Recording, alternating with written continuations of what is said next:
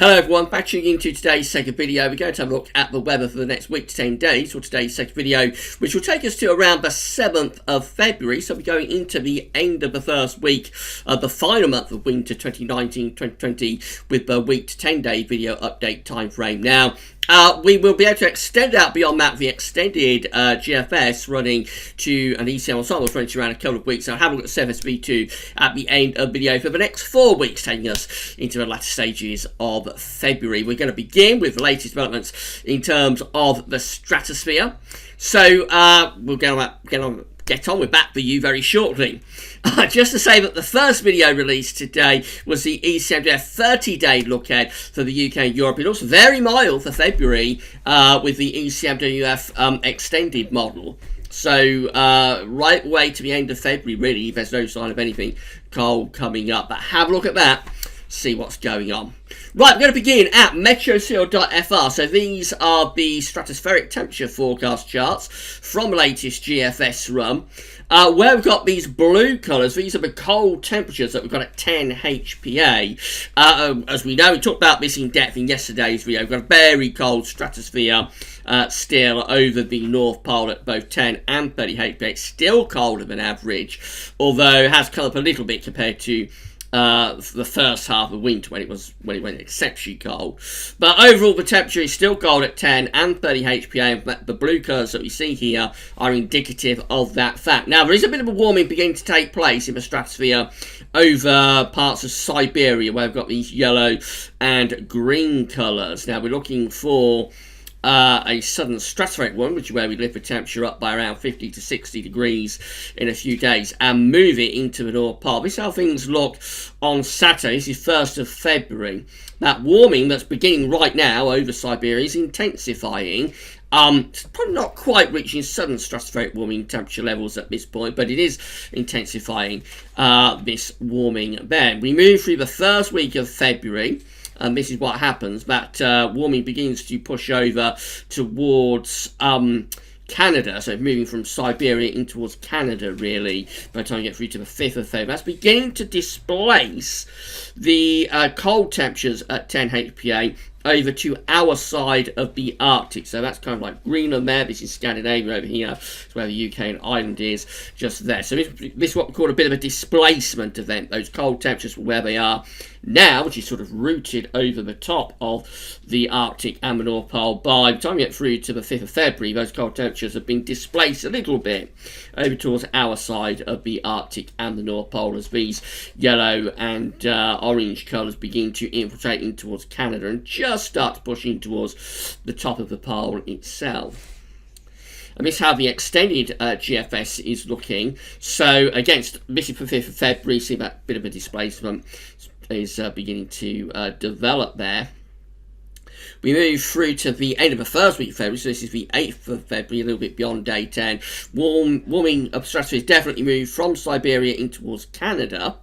Again, this displaces the cold temperatures at 10 HPA, like the polar vortex, which displaces it over towards the European and Atlantic side of the Arctic. This is all short of a sudden stratospheric warming though, but what happens in the extended range, right at the very end, this is 12th of February, you'll notice we're starting to generate a secondary warming there over Siberia. Secondary warming is taking place, and that one intensifies a little bit further, again, over Siberia. That looks like it could be a sudden stratospheric warming. This is a 6 o'clock GFS run. If I move over to the midnight GFS run, we can do that, show you the earlier GFS run. You'll be able to see that on the midnight GFS run, that secondary warming actually did reach southern stratospheric temperature threshold. So again, there's the first warming around the 7th, 8th of February that's coming out of Siberia into Canada, just about getting towards Greenland, displacing a displacement event, displacing these cold blue colours and temperatures over towards our side of the Arctic. But look what happens with this secondary warming on the midnight GFS run. It intensifies quite a lot more than the 6 o'clock run does over Siberia, and we do actually reach those red colours. And when we get to red colours on the temperature scale, that's like going up towards freezing, that sort of level at 10 HPA. That to me is a genuine sudden stratospheric warming in terms of the temperature threshold. At this point, it is not splitting the polar vortex. That's the other thing we're going to be looking for, a split of the polar vortex if we generate a sudden stratospheric warming. But that was a more significant warming of the stratosphere over Siberia from that secondary warming compared to what we see with the 6 o'clock run. This is all very extended range stuff, of course. This secondary warming doesn't begin to happen until around the 10th of February, and it's not until we get to like the 13th of February, but it's reaching sudden stratospheric warming temperature levels. So this first warming that's beginning now is kind of like a precursor warming, and then the secondary warming happens as we move through the second week of February. That's a very long way off, and just as we can't take seriously light precipitation charts from 384 hours away, or cloud charts from 384 hours away, we can't necessarily take this all that seriously either in terms of the stratospheric temperature forecast charts. It's a very long way out. It's over 2 weeks away. Just need to keep a close eye on it. It all begins, though, with the first warming that is beginning right now. So it kind of like is an evolving situation that develops from this first warming and develops then into a secondary warming of the stratosphere, and that's the one that actually reaches proper SSW levels. We should just keep an eye on it over the next few days and see how things develop. That's from the GFS, of course. This is the ECMWF from the University of Berlin. So again, this is the 10 HPA temperature forecast in the stratosphere. This is for the 31st of January from the ECMWF. Helpfully, with these charts, we actually have the North Pole itself highlighted, which is this black X just here. So again, we've got those blue colours there over the top of the pole. It looks cold still at 10 HPA. This is the first warming gathering pace over Siberia just here. That's at 96 hours. If we go to 240 hours, day 10, this is how it looks. So by that point, the ECM is similar to the GFS, is also seeing this displacement event beginning to take place. So these blue colours are kind of being pushed over towards the Atlantic and northern parts of Europe, with this first warming actually managing to get in towards the North Pole itself. To some degree. This is not a sudden stratospheric warming. It's not going up high enough for that on the temperature scale, but it is quite a significant, very pronounced warming of the stratosphere that is taking place there by day 10, which is the 6th of February. Of course, beyond that, we would be looking, and we'll be looking at this in the next 2 or 3 days, see whether this secondary warming begins to take place from around here and pushes northwards, and whether that secondary warming does reach genuine sudden stratospheric temperature levels. So we'll be looking at this quite closely in the coming days. I'm quite sure about that. As far as we can get with the ECM is to the 6th of February. You know, the secondary warming actually begins somewhere around the 8th, 9th, 10th. So all eyes on the stratosphere in the coming days, I'm quite sure. In terms of 30 HPA, this is how things is looking. This is lower down towards the troposphere. So at 96 hours, which is the 31st of January, very cold temperatures at 30 HPA. And then as we go into day 10, 240 hours away, which is the 6th of February, we find that actually that first warming of the stratosphere at 10 HPA is beginning to infiltrate down to 30 HPA, not as pronounced at this stage as it is at 10 HPA, so actually over North Pole itself it's still quite cold. Whether we would go on a few more days and find that things get warmer at 30 HPA, we would have to wait and see. So things are still looking quite interesting in terms of the stratosphere, but that main warming, that main sudden stratospheric warming that the GFS is flirting with, is still kind of like second week of February stuff. So it's still a very long way out, and we just need to keep a close eye on what happens in the days ahead. Sensing temperature is looking like this because the month is winding down now, so the CET is still sitting at 6.5. It's been there for several days. That's an anomaly of 2.7 degrees above the 61 to 90 average. That's provisional up to yesterday, 27th of January. So still very significantly mild average, just under 3 degrees above the 61 to 90 average. That may tick down another couple of tenths of a degree before month's end. We've got a very mild day coming up on Friday, so it may not deviate too much from that really, but then there's probably going to be a downwards correction, so I anticipate we'll finish up somewhere around 6.0 to maybe 6.3, something like that, but it'll depend what kind of downwards correction we get. It's certainly going to be an exceptionally mild January, not record breaking though, the 1916 warmest January on record for the CT. That still stands for another year, one of the oldest, longest standing monthly temperature records that there is in terms of maximum temperature records, and that's safe well and truly for another year, because January 1916 of course had that temperature of 7.5 overall, so we're nowhere near beating January 1916 in the end. These are the GFS upper air temperature and precipitation ensembles for the next couple of weeks. We're on Cardiff today. Red line is 30-year upper air temperature average for Cardiff. We're starting off pretty cold. The upper air temperatures right now. We're going to have another day or so of that, and then the temperatures will lift up as we go through to the second half of the week, becoming very mild at the end of the week. As I say, Friday does look like being a very mild day indeed. And generally saying quite mild through weekend into the early part of next week. Getting through to the middle of next week, that's this period just here, we do still see the chance of a cold snap. We talked about this in yesterday's video, but there's a lot of scatter here. So we've got these ensemble members just here that are going for a cold snap during the during next week, around the middle of next week. That does include the latest GFS operational run as well. I'm going to show you that in a moment, but it is still going for a cold snap, is the latest operational run. However, we also have these ensemble members up here, which are not going for a cold snap, quite obviously. So a lot of uncertainty, and overall I think the GFS ensembles may have actually backed away from that chance of a cold snap next week. So as ever with our weather, particularly this winter, pulling off cold weather seems to be a real struggle. But we do still have GFS operational run going for this northerly episode. And then through to the second week of February, that's this period just here, overall quite close to average, quite a lot of scatter. The GFS operational run, this thick green line, actually remains quite cold right way through to the end of the run, which is kind of like getting to the middle of February. But we have these milder ensemble members up here. Precipitation wise, excuse me, up to the end of the week, it looks relatively dry really now. For Cardiff. Then over weekend into next week, more unsettled through the early part of next week. When we get this cold snap, we may go through a drier period through the middle and second half of next week. Temperature anomalies from the 28th of January to the 5th of February are still milder than average. It seems like it's a case of rinse repeat with these charts. Notice Iceland looking very cold. I think they've had a bitterly cold winter up in Iceland.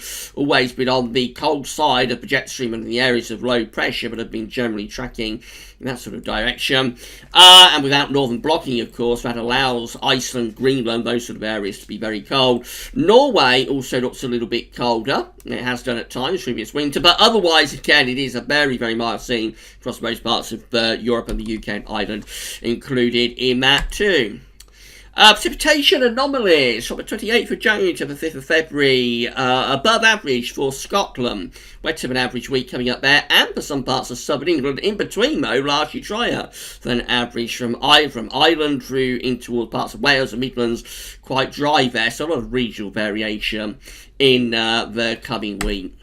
That's how the GFS looks for Friday, mate. So we're introducing this mild to very mild push of winds from the south. Well, as I said, it will be a very mild final day to January. Seems fitting for such a mild month. Into the weekend, more low pressure rattling in off the Atlantic. That will bring very mild temperatures into the south. Always a bit cooler into the north. We know this GFS run is going to pull off a cold snap, and this is how it does it. It moves that low pressure into the North Sea. We start to get a ridge building in the middle of the Atlantic, and that turns the wind into the north. So we do get a northerly snap by the middle of next week. This is Wednesday, 5th of February. Winds are in from the north, bringing down cold air from the Arctic. It's relatively brief, then the high pressure topples in from the Atlantic, although it does turn winds northeasterly across England and Wales. That's Thursday, 6th of February. If it came off like that, that would probably drag snow showers into southeastern parts of the country. Then the high pressure just sort of sinks down over the top of the UK as we go through to Friday the 7th of February. This is classic Toppler stuff. This is day 10. The reason we called it a Toppler, if I go back, you can see that we get the ridge there building in the North Atlantic. The low pressure sinking through Europe, that allows wind to turn into the north, but the jet stream areas of low pressure still very active around here, and so they're putting this ridge under stress. It's not a blocking feature, it's just a ridge through the middle of the Atlantic, and inevitably what happens is that the jet stream starts to roll in over the top of the ridge up here, and that starts to topple the ridge, and so that's why we called it a toppler. The ridge is toppling there, although it does turn the wind into the northeast, which probably brings snow showers into eastern parts of the country.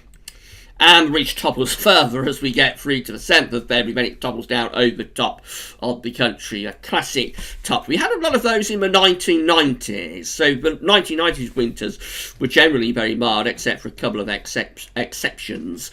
Generally they were quite mild, but they did contain a fair few topplers, little northerly snaps. So although they were generally quite mild winters in the 1990s, there was regularly sort of little cold snaps and little bits of snow. What's been interesting about the last few winters is that we haven't even had these topplers really. Of course, had the beast from the east in 2018, but from around the middle of the last decade, when we had the Super Nino in 2015-16 through to last winter, except for 2017-18, which was beast from the east winter, most of those winters actually didn't even contain the topplers, and that's why the winters are remembered as being largely snowless in the last few years. Beast from the east aside, of course. Beyond that, so the ridge hangs around. This produces a spell of frosty weather, I suppose, as we go through to the 8th of February. And right at the very extended range, it looks like the Atlantic comes barrelling back in, so eventually we do go back into those milder westerly winds with 6 o'clock GFS run. That's a very long way off, though, Thursday, 13th of February. So there's a chance of a cold snap, sort of a Toppler cold snap next week, but we do see within the GFS ensembles that, I mean, it's not an outlier because there are several other ensemble members doing what the operational run just did, these just here, but we can't at all discount these ones up here that don't pull off that cold snap. Let's have a look at the GEM, and again we've got these mild southwesterly winds on Friday, and they continue into the weekend, of course, even into the early part of next week. That's the middle of next week when GFS is pulling off that cold snap. Now, this is what goes wrong with these topplers, what has tended to go wrong through the last few winters as well. The ridge isn't going far enough north and west, so we're just kept on the periphery of the northerly. The northerly, with the GM, is sinking through northern and eastern parts of Europe with this trough just here, but this ridge is not going far enough north and west, probably more than anything just due to the energy of the jet stream rolling in through here, this area just here, not allowing this ridge to pull up far enough north and west. And so the GM actually keeps that northerly cold snap primarily just to the east of us, so we don't get much of a cold snap with the GM from the north. It does build in this ridge though, but it's having a go at getting itself up towards Scandinavia. So what the GM does is just has high pressure taking over, which would take us into a spell of frosty weather, I'm sure, but not with the northerly first to deliver those snow showers to northern and potentially eastern parts of the country. So no Toppler with the GM. And then the ECMWF looks like that again. We've got mild southwesterly winds on Friday, and into weekend these mild westerlies continue through to the early part of next week, stays unsettled, and this one does pull off a bit more of a northerly as well. So again, the ridge is a bit further. Notice how it's further west and northwest of us compared to the GEM, and so that does allow us to come into those northerly winds. It is only going to be a top, but it's not going to be sustained because there's too much energy going on around here with the jet stream running in over the top of the ridge. But the ridge does get itself far enough north and west to allow us to go into those northerly winds with the ECM through the middle of next week. But then look at that, we go to Thursday the 6th February and the ridge is toppling back down over the top of the country, as it was inevitable that it would. At day 10, we're under that area of high pressure. It'll be a cold ridge though. It would be producing quite significant night frost, I would have thought. So a bit of a cold interlude definitely through the middle and second half next week with the ECM. This is a precipitation forecast based on that ECM run from Meteo.com. So this is for today. So wintry showers in the northwest. There has been snow around. Excuse me, there has been snow around today. So I think that does justify us doing snow watch. Yes, I have seen several reports of snow and videos and pictures posted on social media today. So if you've got any snow pictures, do email them to us at galsweathers@gmail.com, and when we get a chance, we're happy to feature those pictures in the video. So wintry showers in the west and the north today. Through to tonight, a lot of those die down, although they keep going across western Scotland and possibly northwestern parts of England. Tomorrow brings a band of heavy rain in towards southern southwestern Scotland. Some of that could turn to snow as well, particularly over high ground, but maybe some coming down to low levels for a time before it turns back to rain. And then we're going to this milder push of winds in the second half of the week. This is taking us to Friday, wet and windy in the north and west on Friday. And that rain sort of peters out really as it pushes southwards and eastwards late Friday into Saturday. More rain comes through on Saturday. A lot of that is light, patchy and drizzly and a very mild southwesterly wind. And then on Sunday, actually a bit of a deluge being forecast there for England and Wales. Really wet for England and Wales on Sunday. That rain clears away to the east, and then we go into something a bit brighter through the early part of next week and a little bit colder too. More rain in the south through the early part of next week. This is Monday, looking quite wet across southern parts of England. Eventually, though, we're going to those northerly winds by the middle of next week, so all the rain gets out of the way. We're left with wintry showers coming down on those northerly winds. I think they'll be turning increasingly to snow, really. But the ridge is toppling in, so any wintry showers or snow showers very quickly killed off by that ridge of high pressure taking over. As we run up towards day 10, we are well and truly under high pressure by then. Let's go back through it. We are well and truly under high pressure by the time we get to day 10, 240 hours. There it is. High pressure keeps us dry across all parts of the country by the 10th day.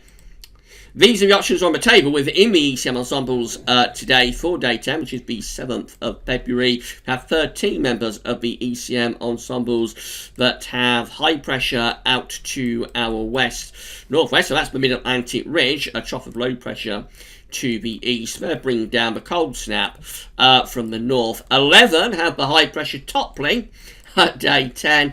So that's high pressure toppling into country. Energy is running in over the top. That's probably dry and frosty though under that Toppler ridge. Another 11 with high pressure centred over the top of the country. Again, the high pressure is toppling as the jet stream runs in over the top of it. So that's dry and frosty too after probably an earlier northerly outbreak.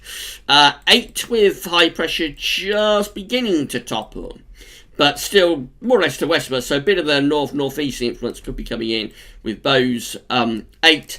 And then another 8, including the control and the operational run, have the high pressure toppled, but sitting more or less over the country, actually pulling in a little bit of a northeast wind in across the south. Most of those options look cold though at day 10, cold and frosty, following on from an earlier northerly. In 2 weeks' time, these are the options that we've got. This is the 12th of February, 14 members of the ECM ensembles with high pressure out to the west, low pressure to the east, and bringing in probably quite a chilly northwesterly wind with those. 13 with high pressure to the southwest, low pressure to the northeast. Again, probably bringing quite a chilly northwesterly wind with those. 12 with high pressure sitting over or just to the east of us. They're going to be, depending on the exact wind direction, they could either be reasonably mild and dry or quite cold and frosty and dry. And then another 12 looking genuinely mild, high pressure to the north, low pressure to the south. They're bringing in west-southwesterly winds. Most of those options suggest so, that even at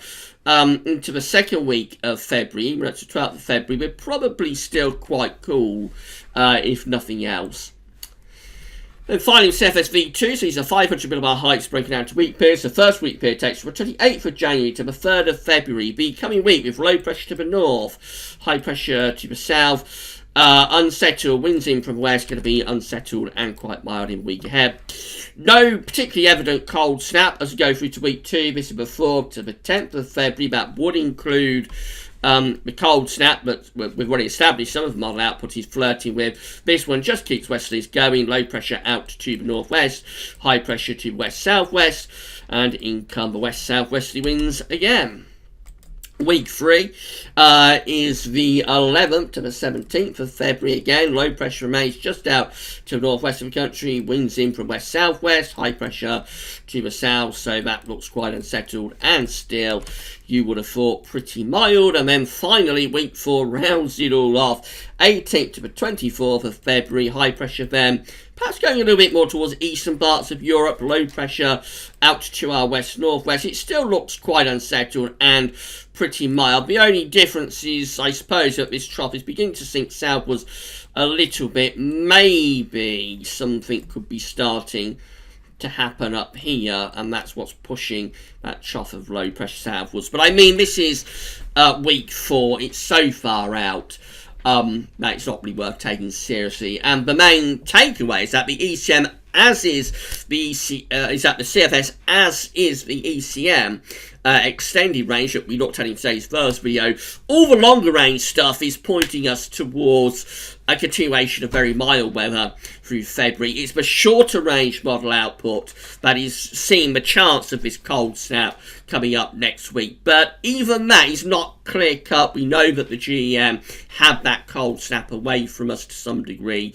The ECM and the GFS are the two better models, I think. So we should just wait and see how it develops. Of course, the bigger picture remains what's happening in the stratosphere. So a chance of a northerly Toppler next week, but by no means at this stage is that guaranteed. And then the bigger picture is what's going on in the strat. Right, that's it for your videos today. Tomorrow we're going to have the 5-day forecast, and we'll have a week to 10-day video update, and then bring you up to date with all of the latest stratospheric developments too. That's all for now, and thanks for watching.